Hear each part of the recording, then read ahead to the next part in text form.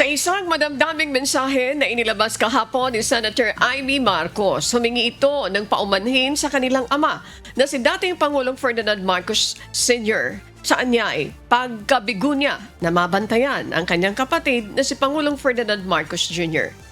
Sa kanyang mensahe, sinabi nito na sinubukan niyang gampanan ang bilin ng kanilang ama sa kanya.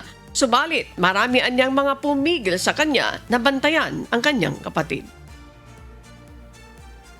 Ngayon, iniisip ko na ang dapat ihingi ko ng tawad sa tatay ko, ihingi ko ng tawad na hindi ko nagampanan.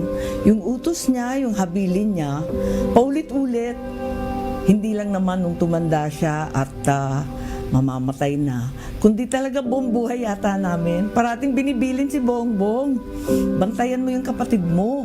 Parating sinasabing ganun. Di ko nabantayan eh. Kaya Dad, sinubukan ko talaga, pinagpilitan ko. Nayayamot na nga sa akin si Bongbong, alam ko naman.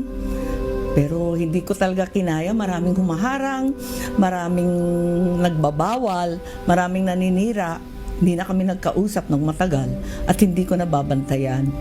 Kaya nagkulang ako, talagang pinilit ko.